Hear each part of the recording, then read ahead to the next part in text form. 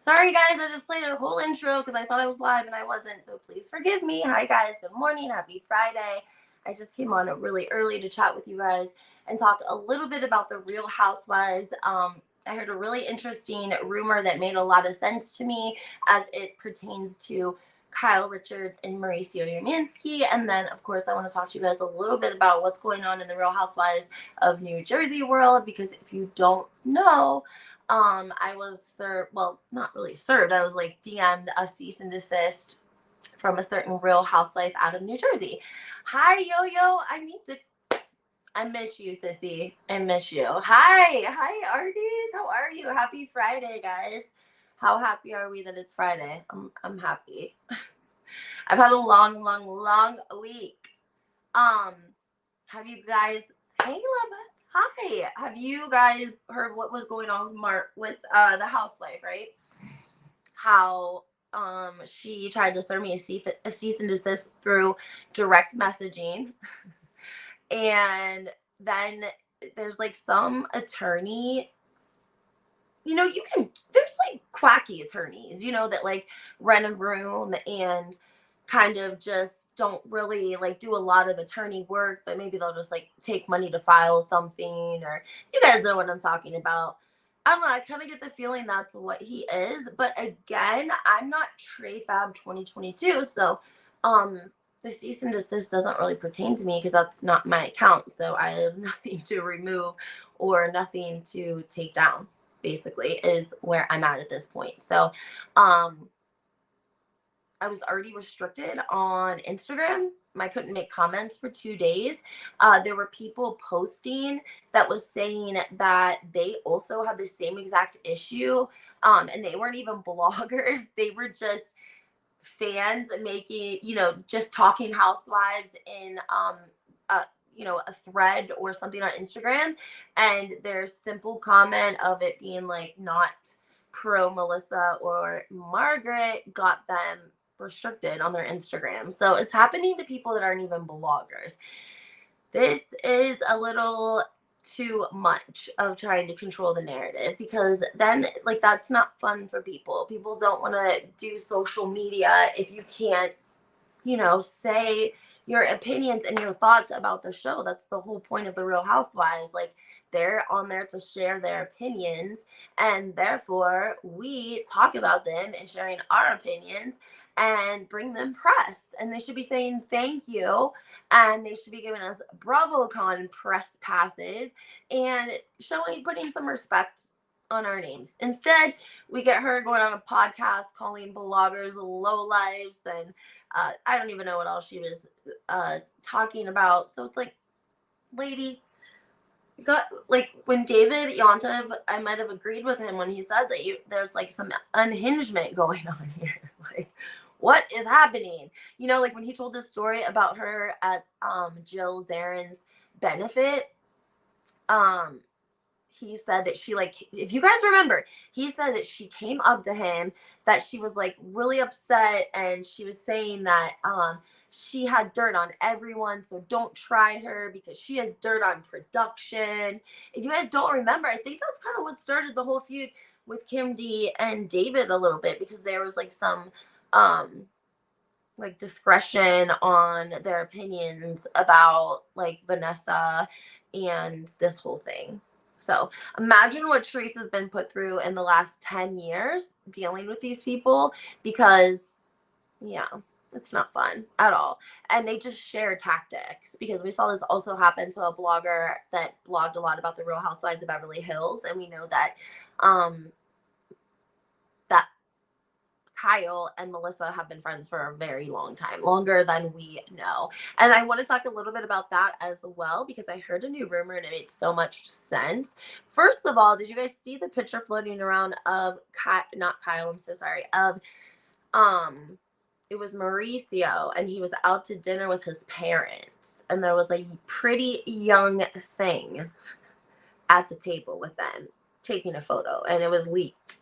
So, hearing rumors that she's not into Morgan Wade like that. I'm thinking it really is more of like a sponsee type relationship. Probably they probably like flirt, and Kyle's going through a lot, and so she's around Morgan for support. Allegations that it's actually Mauricio who wants out. We know that he's sort of always been the one that's been the cheater. It was in a book once. It was on the show. It was actually, I truly believe, the demise of Kyle Richards and Lisa Vanderpump's friendship was that cast trip where Brandy said that Lisa Vanderpump had purposely tried to put magazines with like the cover talking about Mauricio's alleged affair in Brandy's suitcase to take to the Bahamas with them so that they could like do an on-air, I don't know, ambush, if you will, or whatever. But that is that was the demise of their friendship. Ken and Lisa actually left the trip over that. Don't comment on story. I said nothing about it all, but you could tell I was pro Teresa, and everyone tried to hate on me. They said I hate Melissa, and I never said that, and I wouldn't. Oh, Jamie, I'm sorry. Listen, we just gotta remember, guys, it's not that serious. It's not that deep, Oh, no. I just think, like, when you look at Joe and Melissa and you look at Teresa and Louis, the difference in them is that Teresa and Louis are quiet. They're low key. You know what I'm saying? Like, they're nice. They're signing autographs. They're chatting. Like, they're having a nice time. But they're at like a 4.5. And when you get Joe Gorga and Melissa, who like to go out, they like to have a good time. Like, they like to have a lot of drinks. They like to have a lot of fun. Joe likes to get loud. He likes to get chauvinistic. He likes to talk about tits and ass. I mean, they're two really different types of people. Again, I feel like Joe and Melissa get some of like that monster inside of them, like fed by going out and getting recognized in New Jersey and going places and doing events. And, essentially I feel like that's what really Melissa had really wanted in life. And I think that because Joe and Melissa are sort of like the loudest people in the room, that maybe their fans are like the loudest people in the room. Do you know what I'm saying? Like, we might, like, for instance, people who come at me, especially when I first started my channel, about just being like a tree hugger, yada yada yada. I'm like, listen, like, I for sure favor Teresa over Melissa. But if Teresa does something messed up, I'm not so blindly in tunnel vision standing and fanning her that I wouldn't be like, ooh, maybe we could have handled that differently, or she probably shouldn't have done that, whatever the case may be. So I agree with Yo-Yo. I've always said anyone is welcome. Everyone has a seat at the table in my lives as long as you come respectfully. I don't care. We can't all have the same queens. We can't all love the same housewives, but we can be respectful to each other because that's what the Bravo community is about anyways. So, yeah. Gorga fans, take a freaking chill pill. Okay? It's okay. They're filming. They're on the show. Everyone's on the show as of right now. So there's really nothing should be that serious. We have to remember that the internet definitely feeds the monster, if you will. Hi, Groovy. Hi, Lisa. We can agree to disagree with Gorga fans, but they do gang up. So now I just laugh when reading their comments. Yeah, that's the best. You always are very calm and a voice of reason. Yes, they're brutal over there. They try to put words in your mouth. If you like Teresa, you're a tree hugger. It's ridiculous. I said I call her out if need be. I think that Teresa appreciates that. And let me tell you why. Because go back to the Jersey Shore when allegedly Teresa told Melissa to pull Margaret's hair. When that came out, they were expecting Teresa to lie about it. That's why Melissa came back. They set that whole scene up. Melissa, why was Melissa having lunch with Danielle? That didn't make a lot of sense, number one. Number two, when Melissa comes back, notice they sort of ambush her because they want to know what's going on. And she, of course, cannot wait to say that Teresa is the one who told Danielle to pull Marge's hair. Like, it would be good TV. And Teresa owns it. She's like, I did. I had like 4 glasses of champagne, and I was like, hell yes, pull her hair. But we didn't hear, Joe and Melissa talking about how they told Margaret to throw Marty in the pool, and that they positioned themselves so perfectly that all Margaret had to do was basically go, and he was in the pool, phone, wallet, and all. I don't know what I'd rather, but it seems like, I don't know, like these things seem to follow her a little bit, just like these lawsuits, man. I was looking into them because I was going to do a little special on my on my podcast, because I just feel like sometimes we get really busy and we just forget. And like I was just kind of, Jennifer owns her shit too. Thank you, Jamie. Thank you. I agree with you. And Yo-Yo's right, guys. Everyone, please make sure that you're liking my channel. Make sure that you're subscribing. If you're not listening to this on my new channel right now, please go to your search bar, put Lenzi Housewives 411, and go over and follow my new Housewives 411 YouTube. And then, of course, I do have my podcast too. But yeah, we got to be able to own it as housewives, because you got to do shady stuff. You got to throw some shade. You got to make some moves sometimes, and they're not always going to be squeaky clean. And I feel like, number one, Danielle is unappreciative ATF. I've said this before. Teresa and Jennifer lined Danielle up with a perfect storyline. Thank you for checking, Lisa. Thank you for checking. She does, Jamie, and she's funny. I love Jennifer. I love her after I met her even more. Like, I really liked her vibe, just because, we talked about just how, like, one time she posted, does anyone know like the phone number for the return line for Sheen? Like, she has no shame. She's got 5 children. She came on the show, and she definitely, I think, has evolved into a very elevated housewife that needs some respect put on her name as well. Because I think that just the whole Bill rumor affair and everything alone would have wiped out 75% of any other woman that would have been in that position. They literally probably would have quit the show because they didn't need the money, and their husband was a doctor, and they didn't have to put themselves through that, and they didn't have to explain to America. But she has done that, right? And she was so sweet, so humble. Let me tell you guys how, like, doctors are usually not super humble people. Like, I'm not trying to be mean, but in my experience, they're very well educated, and I don't know. That's just always been sort of like my vibe. And Bill seems so down to earth, and Jennifer's very down to earth. And I think she's helped him, with helping to build that business and take care of their children. 5 kids, you got to respect it. And I also think the whole pool house thing is such bullshit, because literally, again, Bill Aydin is the only one on that cast that has a job of that magnitude. Especially, he has people's lives in his hands daily. You have to be able to come home and like just nothing and shut off, and just, because that is a lot of pressure every single day, day in and day out. And only other doctors' wives are going to be able to really relate to that. So I think that when Margaret knew what she was doing when she did that, because obviously most of us aren't walking around with surgeons as husbands, or husbands that have people's, lives in their hands every single day. So we can't relate to what a husband who has that sort of responsibility might need to decompress, if you will. Margaret consistently brings up the rumor. It's like she brought it up at the finale last year, remember? Mm-hmm. It's crazy, guys. It's so crazy. It's just not that serious. You outed it.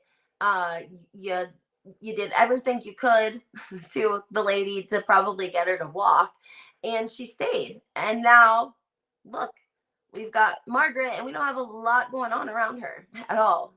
Guys, let's be serious. Like, we don't have a family, really. You know what I'm saying? Like, I know that she has Lexi and her husband, By the way, did you guys peep my Twitter?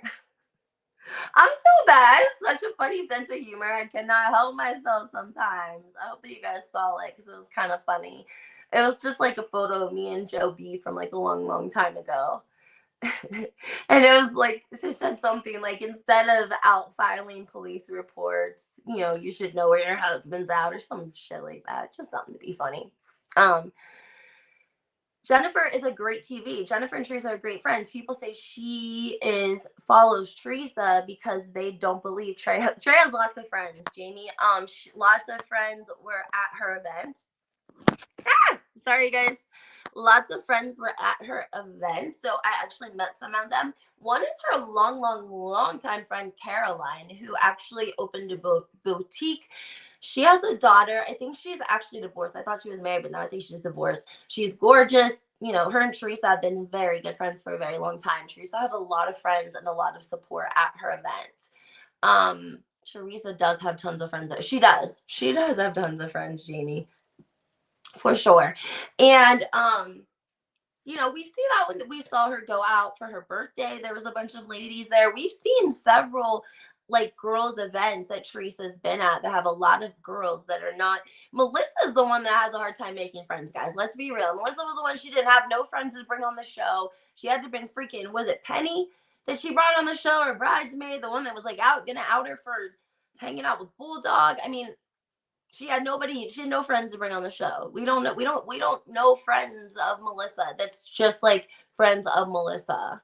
Or I think Joe has some like childhood friends. But Nicole the trainer cracks me up. She was super fun, super energetic. And Ned said, she said, I saw the photo and I thought it was hilarious. And Marge was probably big mad. Poor Joe, though, guys. I felt bad. I'm like, poor Joe's about to get he's about to be in so much trouble. You don't even know. I feel so bad for him, but sorry. Melissa has always been standoffish. Great point. We've heard her referenced as J-Lo. There was a whole thing, guys. There was a Justin, this gentleman, he was like a hairdresser to the stars. He accompanied Tamara and Teddy to BravoCon last year. He was a fan of Melissa Gorga's. He was staying at the Gansevoort. He got into the elevator with Melissa one night during BravoCon, and she snubbed him like she was J-Lo. And the next day, he was doing a broadcast with Teddy, obviously for the 2 T's in a pod, and he told the story, and he was like, I was just excited to see her. Maybe I came off a little bit strong, but like I do like Jennifer Aniston's hair, yada, yada, yada, like. And guess what happened? Melissa's people called Justin's people. Oh, no. I'm sorry. Justin went on a live and was talking about it. And Melissa came into his live. And then she scheduled him for her podcast. And then at some point, either iHeart or Tamara and Teddy deleted the portion of the episode about where he tells the story about Melissa acting like she was J-Lo in the elevator at the Gansevoort during BravoCon. So Tamara and Teddy cover up for Melissa. There's another connection for you guys to make between an OC housewife and a New Jersey housewife that play the same game, right? Because they took it out of the 2 T's in a pod podcast, and then they basically took as much as they could out of it on her podcast, and you kind of just realize that it doesn't make a whole lot of sense when you listen to it, because you're missing an entire part of why the whole reason that he's even on her podcast to begin with is because she was rude ATF to him at BravoCon. And this is the same BravoCon that Joe Gorga yelled SUCK my whatever to Jennifer Aydin. I'm just saying. Oh, okay. I'm sorry. I got sidetracked. I only have a few minutes because I got to get back to work. But Mauricio, he was spotted out with a pretty young thing. He took a photo with his parents with this young girl. If you guys follow me, then you guys know that I told you a long ass time ago when he went on the 2 T's in a pod podcast and he announced his book. He had like 1,200 comments on Instagram congratulating him on his book. And he only replied to one of those comments. And it was like some young girl on Instagram. She only had like 25 pictures, and you know what kind of pictures they were. And I told y'all about it. So now the rumor is he's actually the one that wants out. He's the one that's actually, and that he's letting her run the narrative because he feels bad and he's trying to protect his assets. There you have it. That sounds a little bit more realistic to me. I just saw an interview and I posted it on my TikTok of Mauricio after the Dancing with the Stars. And he's talking about, I mean, first of all, they just get done dancing, and the interviewer's asking him about Kyle, and he's just, and it's like his dance partner was uncomfortable. She was so uncomfortable, it made me uncomfortable. So if you guys get an opportunity, go back and check out Mauricio on Dancing with the Stars. And I think it was like the last episode. He's in yellow, the girl's in yellow. I posted it on my TikTok. He's talking about Kyle and how they're not throwing in the towel, and when they know what they're doing, they're gonna let all of us know what that is. And his partner, I don't know if she's just annoyed because they're supposed to be doing Dancing with the Stars and instead they're talking TMZ, or if there was some hanky panky going on maybe with the dancer, because we had a blind item I posted. It's a 10-minute video. Go back. It's on my TikTok. Blind item naming Dorit and Mauricio allegedly hooking up, and some pretty young thing visiting Mauricio daily while he was on the set of Dancing with the Stars. And it had his current sweet cakes, aka Dorito, Matt.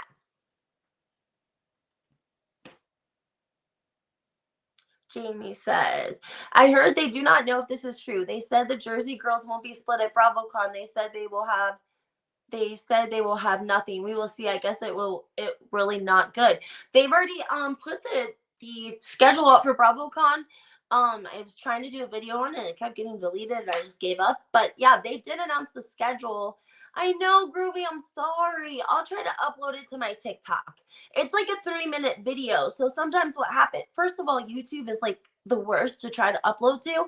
And because I have this new channel, that's why I'm asking everyone to follow my new channel, because there's some things I don't have access to. So I can't even post like in the community until I have like 2,000 followers. So I can't even post it on YouTube, Groovy. I can take it to Instagram and upload it there.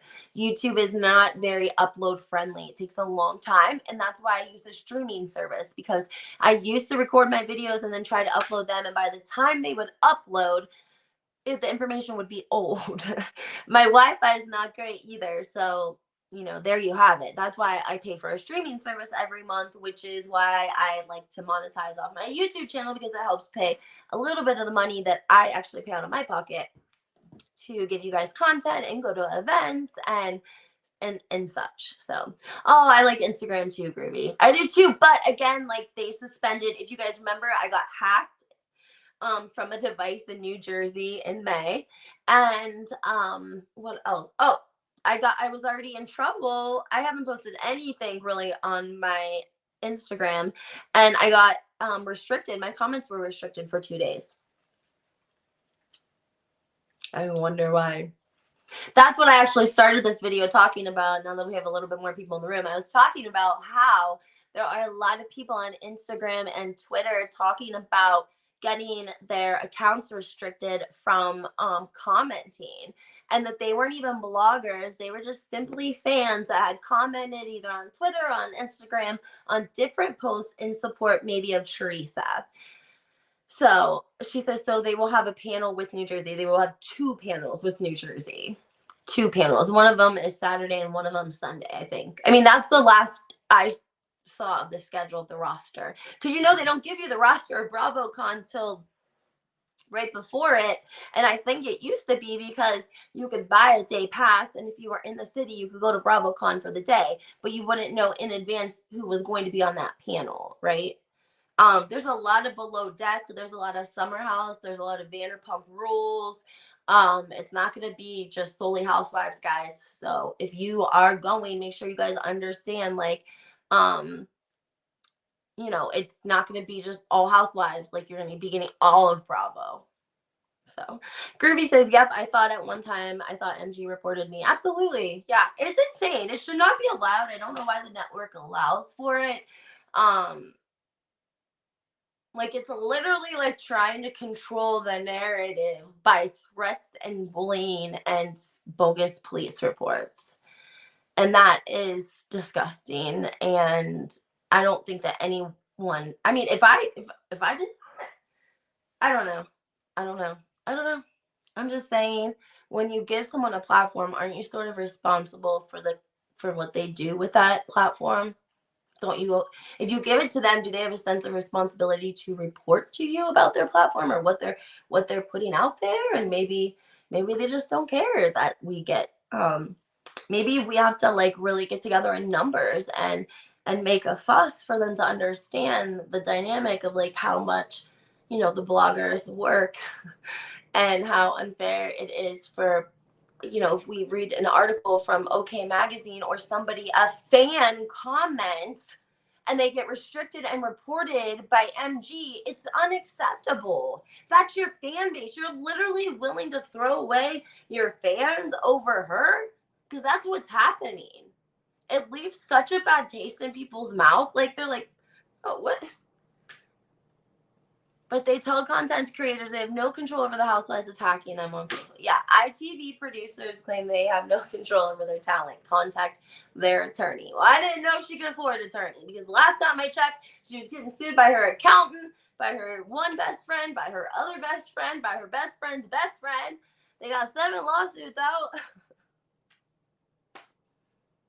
I'm just saying. So, all right, guys, I just want to hop on the live and say good morning and happy Friday. I hope all of you guys have a great Friday. I'm going to try to keep, if you guys have any content that you have any questions or anything you want to hear more about, make sure you guys put it in the comments. I was going to do a little bit of a deep dive into Margaret's, like just her lawsuits that are out and about, because whenever she took a mortgage loan on one of her homes, they ask if you have like any other outstanding debt, and she fibbed, and it ended up resulting in $330,000 of liens being put up on properties. And these are properties that people thought they were investing their money in. One couple, I think it was $165,000 in cash, because Margaret had contacts. Margaret had contacts from her very wealthy ex-husband. So when we think, who the hell has $200,000 in cash? People back in 2012, 13, 14, I guess, did. And they gave it to her. And they thought that the house that she's currently living in, they were going to flip it. It was going to be a quick flip. Yeah. Groovy. I love you, Groovy. She's like, I know she was 7 deep back in 2018. And there's been like a couple added and a couple taken care of, because then the judgment was ordered and they defaulted on the judgment. Didn't make all the payments. So not a great thing, but it is what it is. You got some lawsuits, you got paid. That's all. You all right? Right. All right, guys. Well, make sure. I'm so glad that you would like to hear more, Groovy, because I don't know if you're on my podcast or not, but I did record a little bit about some of the lawsuits. Actually, I already have it recorded. I just wanted to see if you guys wanted to hear it or not. I didn't want to just post something, you know, to be problematic. Like, I just found a Sun article that had the financial history of Margaret's, and she had came on the show, which is fair game. We're not looking back on 20 years ago. We're looking back on when you started on the show, because we need to know what kind of moral compass you have. Like, if you just got lost along the way. So funny. Thank you for your support on Instagram. You know I love you. Slammer, she's been the mole on the show. I think she has stuff over producers. I'm sorry, but I do. I think she has stuff over producers, because they just given her free run. So, all right, guys, I gotta hop off here. Happy Friday. I'm gonna try to get you guys some more content. Check out my my podcast, because I already recorded on Margaret's lawsuit, so I will get that uploaded over there. So yeah, check it out there. If not, I'll try to get it up here on my YouTube because I know you guys everywhere. Trust me, guys, I'm trying to get it everywhere that I can because you guys are kind of like, that's why I need all of you in one place, right? I need all of you on my new YouTube, Housewives 411, and then that way I can reach all of you at the same time. So, bye, guys.